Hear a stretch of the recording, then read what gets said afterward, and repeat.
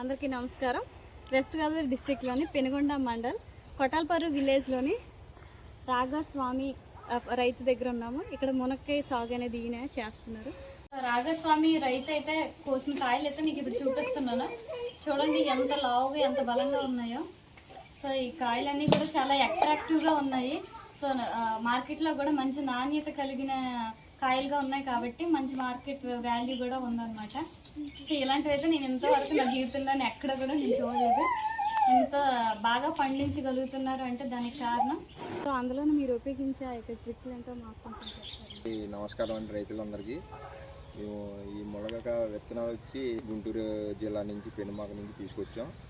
దీన్ని సెప్టెంబర్ నెలలో నాటుతామండి. విత్తనాలు ప్యాకింగ్ కవర్లో వేసి దాన్ని ఒక 20 రోజులు పెంచి తర్వాత ఇలా నాటుతూ ఉంటాం. నాటిన తర్వాత దీన్ని 5 months అయిన తర్వాత దీనికి చాలా చిన్నగా కట్ చేసి ఒక 6 feet హైట్ అయిన తర్వాత కట్ చేస్తామండి. దీన్ని కట్ చేసిన తర్వాత మళ్ళీ ఉగురుగా వచ్చిన తర్వాత మళ్ళీ ఒకసారి మళ్ళీ కటింగ్ చేస్తామండి. మళ్ళీ 2 monthsకి మనకి మే నెలలో మనకి టెంపరేచర్ 40 degrees అయిన తర్వాత మనకి కాపుకి వస్తాయండి. ఓన్లీ సమ్మర్లోనే కాస్తాయి. మే నెల నుంచి ఆగస్ట్ వరకు కాస్తాయండి. మాది నల్లరేగడి రావడం వల్ల దీనికి మేము ఫెర్టిలైజర్స్కి ఏమి వాడమండి. ఓన్లీ పురుగులు మందులు అవి మాత్రమే వాడతాము. కింద భూమి మేము పెట్టి ఫెర్టిలైజర్స్ అయితే మాత్రం ఏమి వాడం. ఇవి వచ్చి మా నల్లరేగడి వల్ల మంచి లావుగా బలంగా మంచి గ్రీన్ కలర్లో చూడండి ఎంత గ్రీన్ కలర్లో ఉంటాయి. మంచి లావుగా కూడా ఉంటాయి. మా ఏరియాలో ఇప్పుడు మా పొలంలో వచ్చిన టేస్ట్ ఆల్మోస్ట్ చాలా బాగుంటుందండి. ఇది ఇక్కడ ఈ టేస్ట్ నాకు ఇంచుమించుగా ఎక్కడ కూడా దొరకదు. దీన్ని తీసుకెళ్ళి మేము పాలకొల్లు నర్సాపురం మార్కెట్లో మార్కెటింగ్ చేస్తామండి. దీనికి మంచి వాల్యూ ఉంటుంది, డిమాండ్ ఉంటుంది. మన హైట్ ఉన్న చేనులో మాత్రమే వేసుకోవాలి. పొలాలలో మాత్రం రావండి మునగ సాగు అన్నది.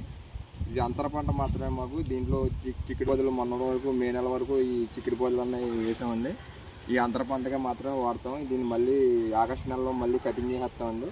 కటింగ్ చేసేస్తే మళ్ళీ మే నెల టైంకి మళ్ళీ దీన్ని ఫిబ్రవరి నెలలో మళ్ళీ విడిచిపెట్టేస్తే మళ్ళీ ఇలా చెట్టు కింద అయిపోయి మళ్ళీ కాయలు కాసేస్తుందండి. ఇంచుమించు ఈ చెట్టు వచ్చి క్రితం చెట్టు అండి. ఇది ఇప్పుడు కాదు, ఇదిగో చూడండి క్రాప్ వేసాం ఇక్కడ.